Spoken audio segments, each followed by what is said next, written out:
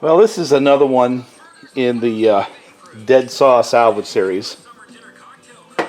This happens to be a 372 XP X-Torq, and it was one of the original ones, 2012 built.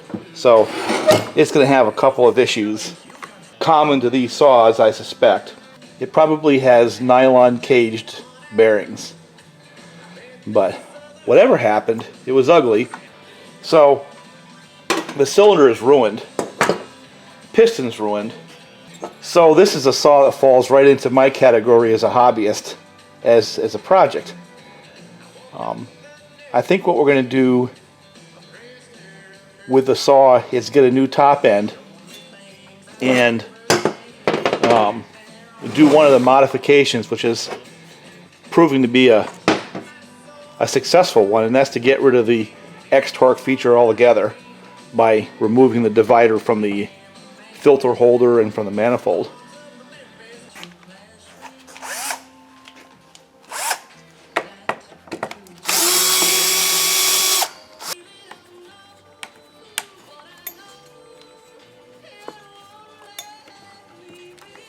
Must be oldies day on the radio, huh? Oh, see this right here? This one also had that issue where the plug wire interfered with a fin, so that's another thing we'll have to address. Very, very common. And then the saw doesn't run well, and whoever owns the saw is frustrated because they don't know why it doesn't feel like a full-on 372 because it's not getting the top RPMs. These saws had a taller cylinder, much more prone to run into that kind of a problem than the originals.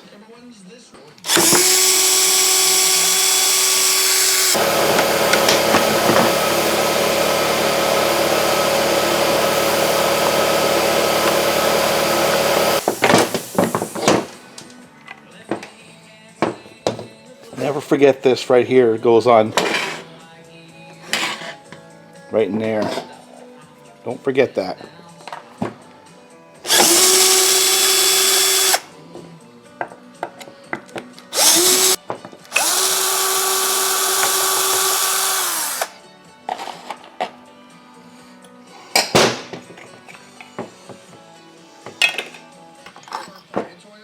Now, go figure why. On the one side it had that semi-circle, on the other side it had this one here. But either way, this piston is pretty much trash, so whatever I'm going to salvage out of it I got to take now, because I'm just going to throw it away. You really can't avoid having special tools. And in this case, it's a clutch removal tool. And you got to remember, like all saws on this side, it's reverse thread. And here's your clutch removal tool. And on the clutch itself, it'll point to the direction for off because it wants to remind you. Just wrap that right off of there. And while we're in here, pretty much have to get rid of that. See if I can get it past the chain brake band. Here it is. Now this is what runs the oil pump. This gear here, it's called the worm gear, engages with a gear on the oil pump itself, and this engages with the bottom of the clutch, which I don't have here to show you. And it's kind of a clever device because when the saw is not turning the chain, the oil pump is not pumping. But when the clutch engages and starts turning this, then it engages the oil pump. I think that's clever. I mean, simple things for simple minds maybe, but a lot of cleaning to do here. Here's the line that goes from the oil pump up to deliver the bar oil to this slot here, which goes through to the bar.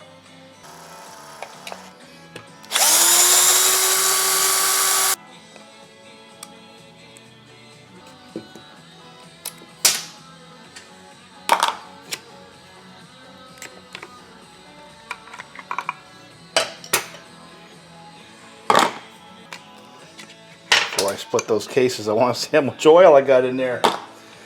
Ah, plenty. See, I went through this routine yesterday now, didn't I? Flywheel next.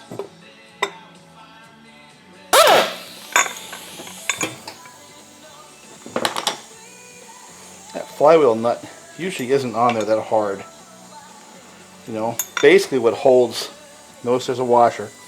Basically what holds that on is the taper. I guess that flywheel must be about the same size as the 395 we were working on the other day. Oh, it popped right off.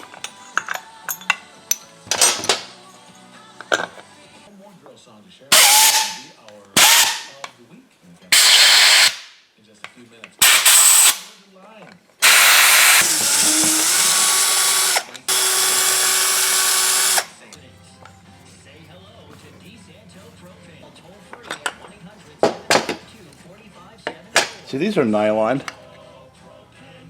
and they survived.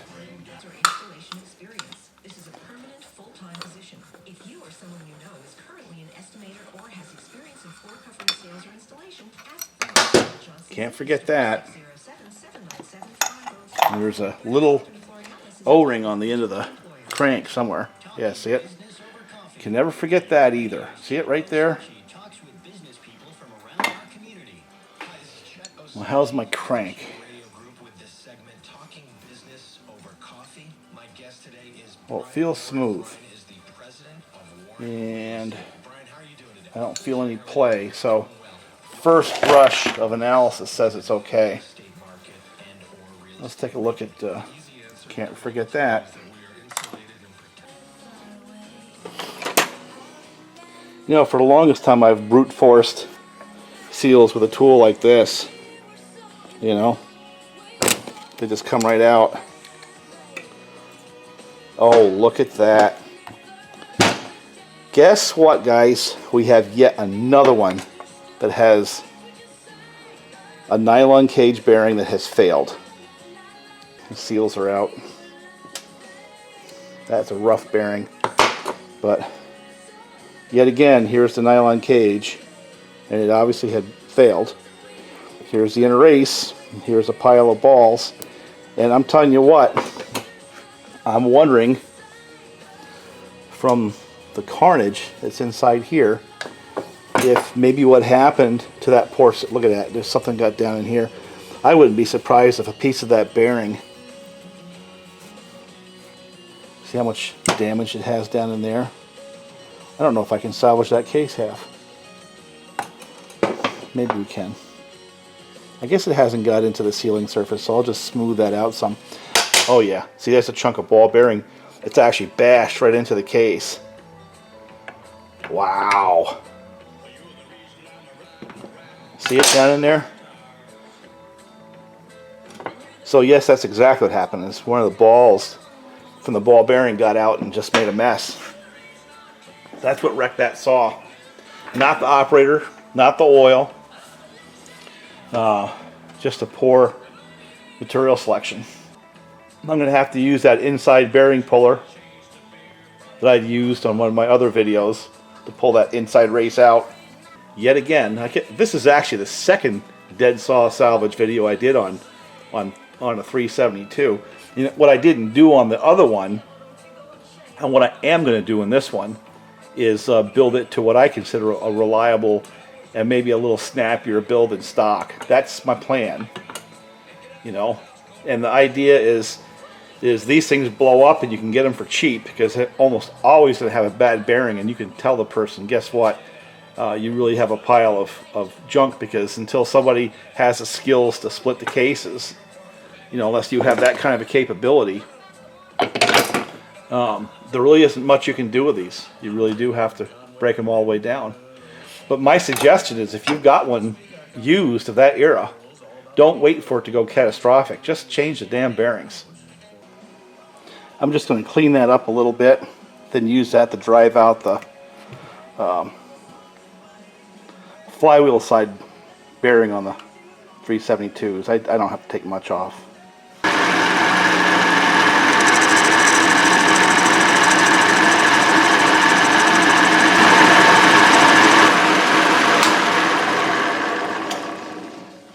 Yeah, see, it didn't clean up all the way, but that's fine. Just needed to take it down just a little tiny bit.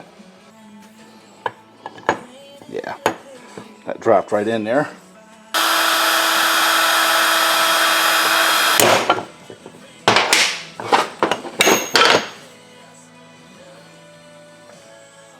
That's all right, minimal scratching. Item 95987. I did this in one of my prior videos already, but this is a slide hammer deal, and you basically take one of these devices and get it on the inside of the bearing. That one's going to be the one used, I think. And then it bites, and then you use a slide hammer to get that bearing out. So, but I have to get the case pretty hot for that to work. Sometimes it's not going to be pretty, but the key here is to get the case hot enough where that thing wants to come out pretty easily.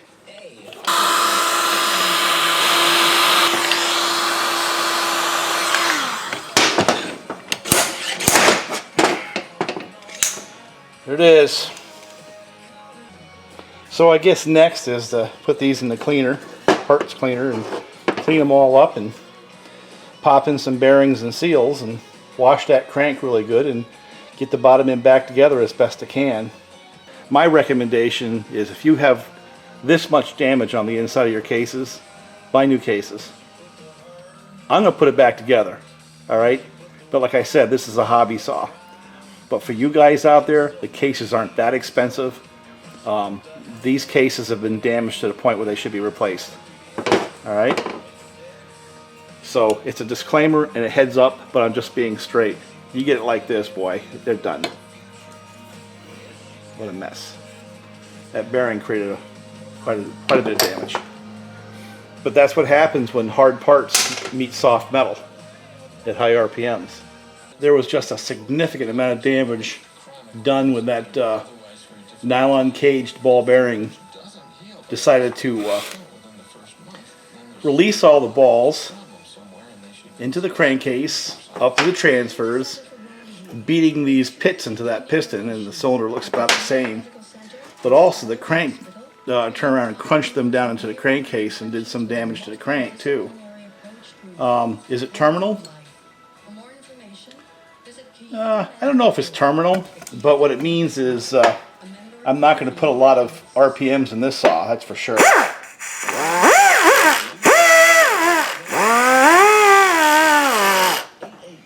So what I'll do is I'll take out some of the sharper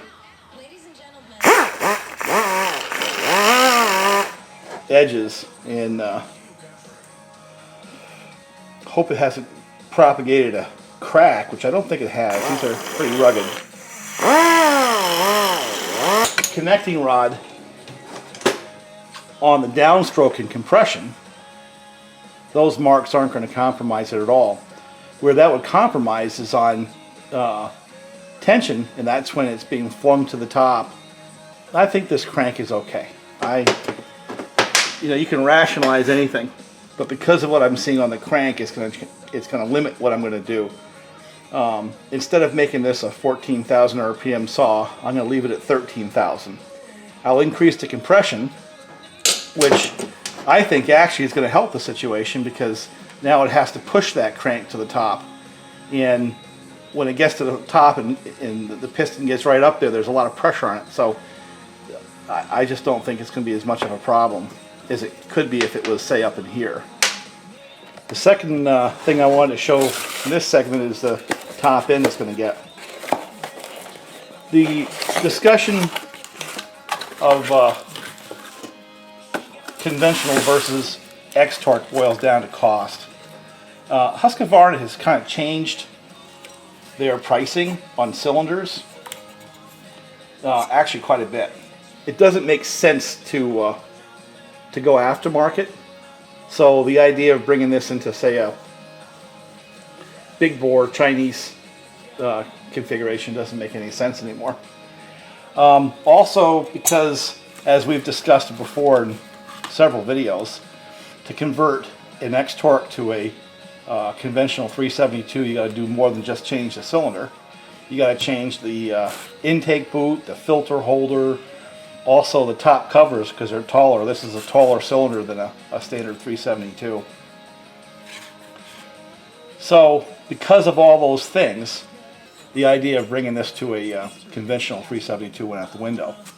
One of the things that's always bothered me about these darn saws is you're taking raw air, and basically what you do is you're depositing a little bit of raw air into these spots right there, and when the piston goes up, it places it right in the front of the transfer, so there's straight air in front of the charge coming from the bottom end into the top end. But I've seen an awful lot of these slight scoring on the intake side, and I just have to wonder, is it because so much of this is just straight air? It's not getting as much lubrication as a old style conventional that doesn't have that slug of air right alongside the piston. The other thing is, if you've ever looked at the cases relative to these transfers, these are really small, and that limits some of the top end power and RPMs. I'm not going to change that on this saw because of what I'm seeing on this crank. I'm going to leave those stock, and what that's going to do is that's going to limit a little bit of the power capability on top and also limit some of the RPMs because the transfers aren't going to be big enough. But what I am going to do is the old no base gasket build and increase the compression a little bit, and that should help make the saw feel more powerful. It should have more torque, not more horsepower. That's the game. Oh yeah, it's going to sound different.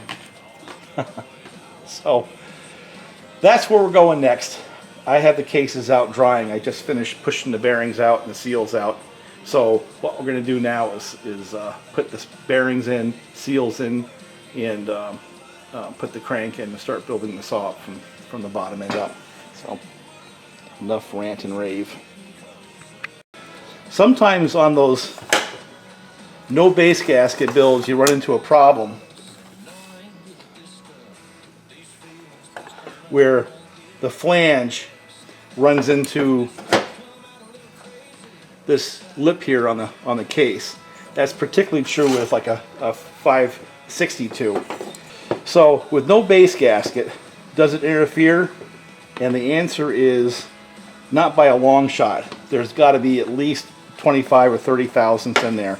So I don't have to worry about trimming back these. You always have to look at that if you're going to take the no base gasket or you're going to trim the base of the cylinder, and that's whether or not that flange interferes with the case. Not going to happen.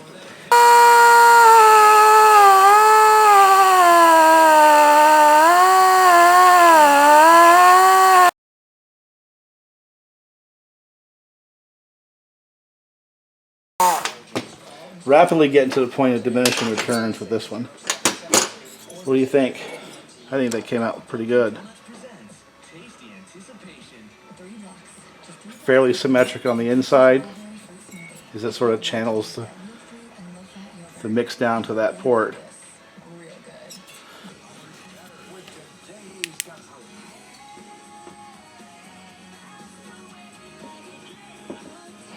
See, it needs to do a little bit of a twist, and those ribs help it do that.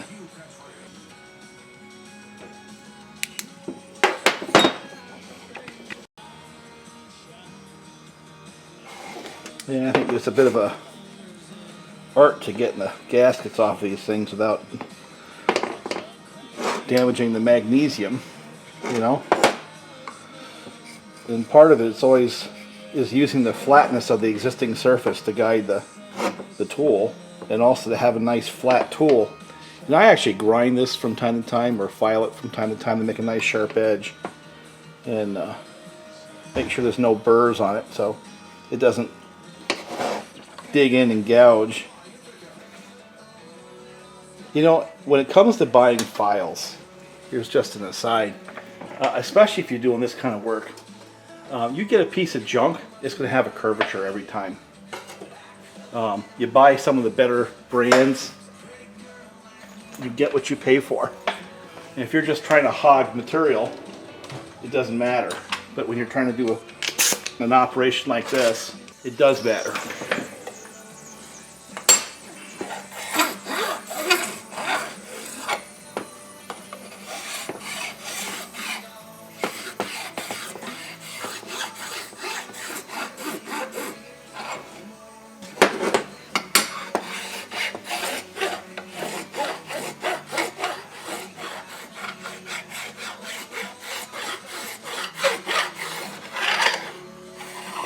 You can see where it's working the high spots. See it? All along in there. And those are where the magnesium got peened with ball bearings. It's actually quite a bit. It makes me kind of nervous how much I'm seeing there, how much deformation I'm seeing. It's better. What I'm going to do is get both sides cleaned up, and then I'm going to stick those cases together and put a feeler gauge in there and see what we have for clearance. And if I have to work it with a file to get them till they seal up, that's what I'll do. They look all wet, don't they? One of the things I do in, I don't know whether it's a little bit of overkill, but anytime I do any kind of work where there's any kind of dust or chips from metalworking, is I take those components, I bring them into the sink, hot soapy water, and clean them off as best I can with a brush. Does it matter? I don't know, probably not. It's just something I've done for years and years. Crank and bearings are going into the freezer. Bearings first, and then I'm going to warm them up and put the crank in clutch side second, and then pull the PTO side third. That's how this operation's going this time. I've done it a bunch of different ways. Part of the message is there's many ways to skin a cat. Basically warm enough to do what I want to do. I've got a fair amount of time on it, so it's, ouch, it's warm.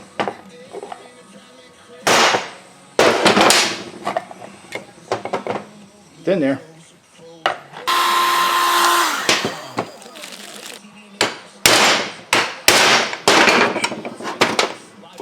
You know, took a little more tapping than I needed, than I wanted. Ended up putting this right in there like that, flipping it over,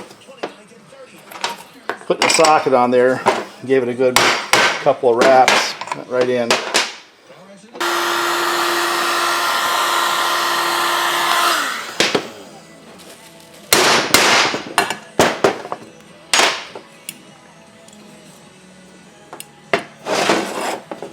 That one went right in.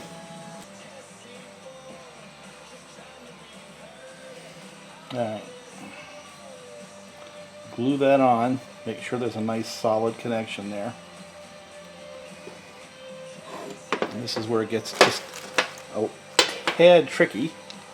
You know, this right here sits on the inner race of the bearing. And this screws into the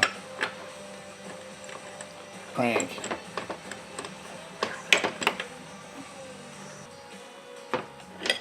Sooner or later it has to get to the locating pins, wouldn't you think? How cool is this tool?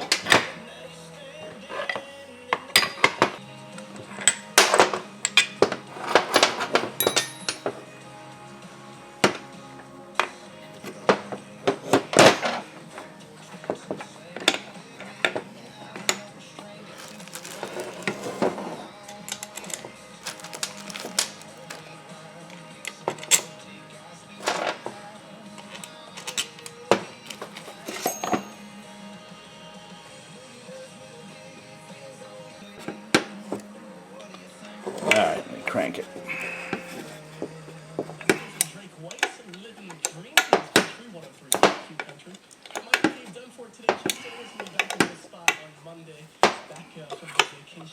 You know, I know from doing enough of them that it's not risky to do a no base gasket build on these.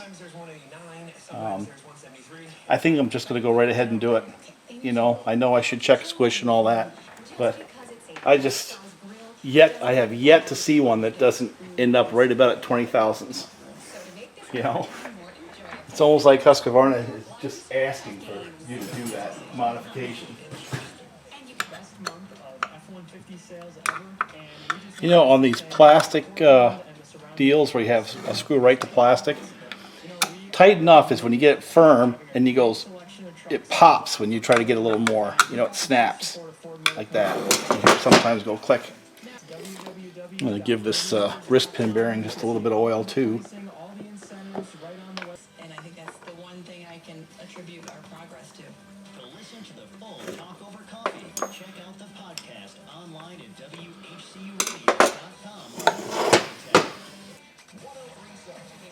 Country music. You country.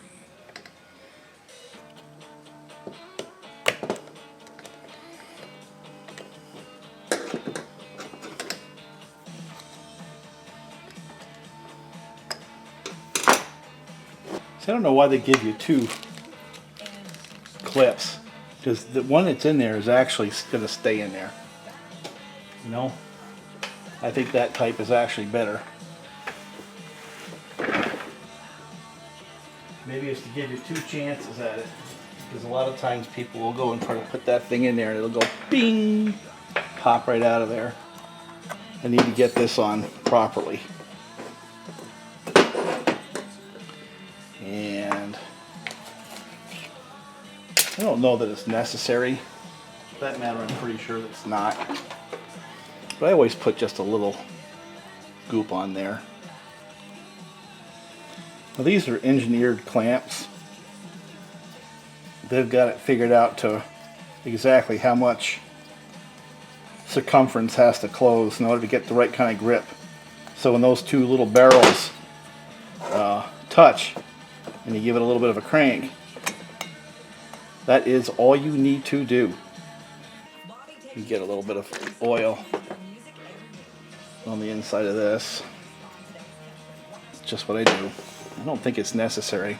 You know, I remember being told by guys who built race motors to put them together dry. Now I don't. But I guess the point of this is there's a lot of different theories. And I think where they were getting to with the race motors, where they were trying to get them to get that ring to seal up really fast.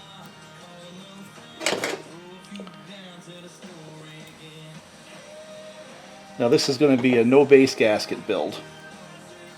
Haven't done one of those in a while. And what I'm going to do is just kind of let it sit for a little bit and skin over before I put it together. You know? And by sitting there for just a little bit, let it dry just a little bit before I slap it all together, a couple things happen. One, I can see if it begins to draw away. You know, if there's a spot of oil or something that's going to keep that sealant from bonding, you'll literally see it pull away. Yes, it's Lee 1037Q Country.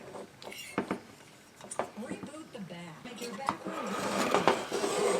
Visit HomeDepot.com/bath for details. The Home Depot. More saving, more doing, and more. Just unlock, shop, and get cash. Download Piston today, free from the App Store, and for a limited time, get $10 just for trying it. IBOTTA for cash back every time you shop.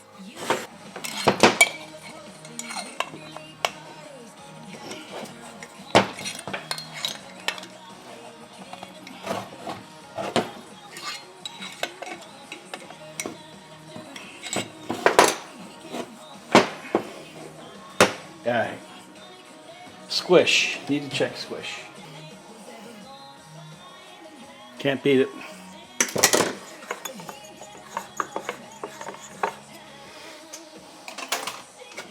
So that's what I mean. It's just pretty much everyone I've ever done has always ended up right around 20 thousandths. And even if it's a little less, I don't really care on these. They're not going to be revving to the moon anyway. But that's going to be a real healthy increase in compression. Well, I think this is a good time to close off this video. And you know, I've got this here to the point where the bottom end is salvaged with a new top end. So that's the dead saw salvage part of the video. And what will happen to this one, of course, is I'll finish putting it together and we'll get some cuts on it. But one of the things I want to do is take a little bit of a left turn, and I want to get some timing numbers off of this with a degree wheel so I understand what a stock top end looks like. And I think this John Thread 2166 bottom end that we put together actually a while back is going to get this Hudzel, and we'll see what the difference is in timing when I build it essentially the same way as I've got that one. But I gotta believe that right about now this video is quite long, so I think I'm going to close it off, and then part 2 will be the final assembly on this one here, and getting it up and running and seeing how it functions with its new digs and configuration. And remember, that's a no base gasket build. I think I want to go fishing. You know, it's been really dry. I'm going to have to sell a bunch of my cows. I don't have the water or the hay. So that's the bad news. But the good news is it's hot. Well, that's not good news. But it's really dry. So there's a lot of sunshine. And rather than moan about what I don't have, I think I should take the approach of appreciating the weather and doing things that the weather permits. So we're going to do that. Change focus a little bit. Talk to you later. Bye for now.